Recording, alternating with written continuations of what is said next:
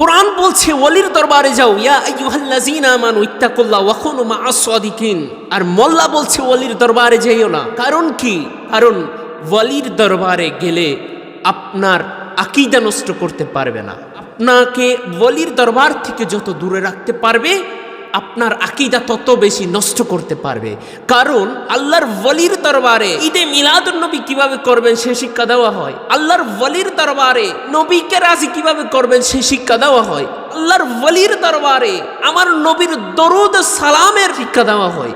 ওয়ালির দরবারে আমার নবী নূরুন আলা নূর সে শিক্ষা দেওয়া হয়। ওয়ালির দরবারে আমার নবী গায়েব জানলে ওয়ালা নবী সে শিক্ষা দেওয়া হয়। ওয়ালির দরবারে আমার নবী হাজির ও নাজির সে শিক্ষা দেওয়া হয়।